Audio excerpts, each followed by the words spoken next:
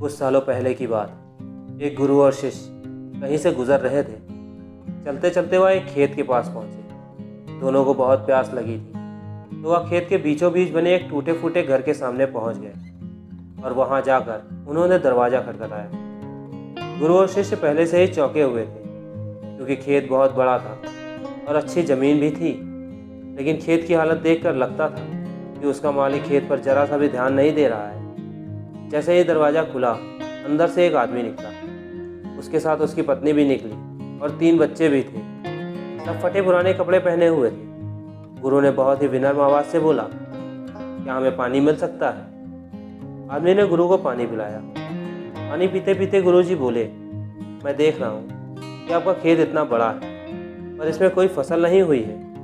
आखिर आप लोग अपना गुजारा कैसे चलाते हैं? आदमी बोला, हमारे पास एक भैंस है। वह काफ़ी अच्छा दूध देती है और दूध बेचकर कुछ पैसे हमें मिल जाते हैं, और जो दूध बच जाता है उसका हम सेवन करते हैं। ऐसे ही हमारा गुजारा चलता रहता है। शाम होने आई थी और काफ़ी देर भी हो गई थी। गुरु और शिष्य ने सोचा कि आज रात वह वहीं अपना गुजारा करेंगे। उन्होंने उस आदमी से अनुमति ली और वह वहीं पर रुक गए। आधी रात हो चुकी थी। गुरु ने अपने शिष्य को उठाया और एकदम धीमे से उसके कानों में बोला, चलो, हमें अभी यहाँ से निकलना है, और चलने से पहले उसकी जो भैंस है उसे हमें ले जाकर कहीं जंगल में छोड़ देना है। शिष्य को अपने गुरु की बात पर जरा भी यकीन नहीं हो रहा था, क्योंकि जिस गुरु से उसने बहुत सारी चीज़ें सीखी थी, उसी गुरु ने किसी का बुरा करने के लिए बोला था। फिर भी वह उसके गुरु थे, इसलिए गुरु की बात मना नहीं कर सकता था। आखिर गुरु और शिष्य जंगल की ओर निकल पड़े और भैंस को ऐसी जगह पर छोड़ दिया जहाँ से आना मुश्किल था।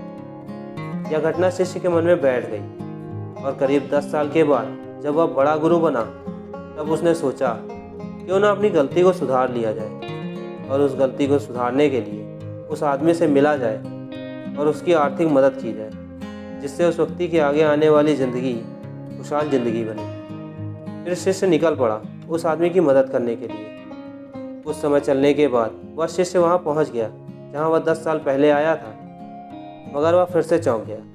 वहाँ पर उसने देखा बहुत बड़े बड़े से फल के पेड़ लगे हुए, एक बड़ा सा घर बना हुआ है। शिष्य को लगा कि भैंस के चले जाने के बाद वह परिवार सब कुछ बेचकर यहाँ से चला गया होगा, इसलिए वह वापस लौटने लगा।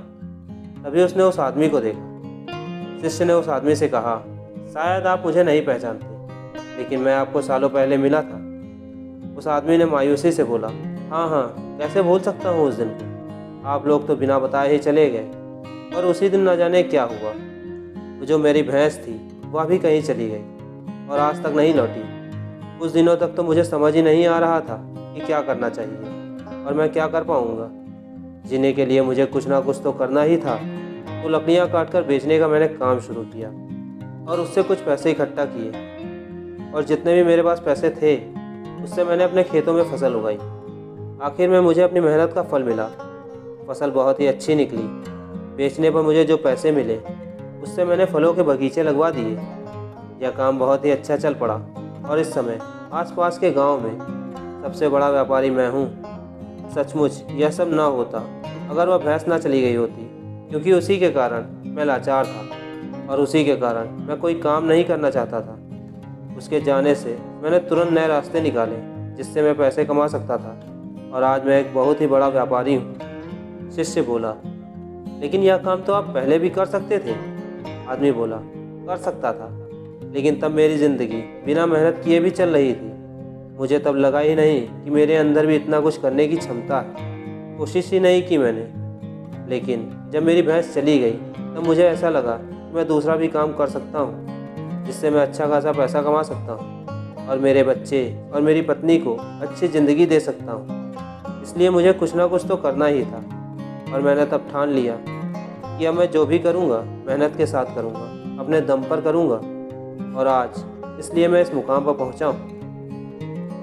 दोस्तों, आपको यह कहानी कैसी लगी हमें कमेंट कर ज़रूर बताएं, और हमारे चैनल पर अगर नए हैं तो हमारे चैनल को सब्सक्राइब कर लें, क्योंकि ऐसी ही कहानियाँ आपको हर रोज़ यहाँ मिलती रहती हैं। मिलते हैं नई कहानी में, तब तक के लिए जय हिंद।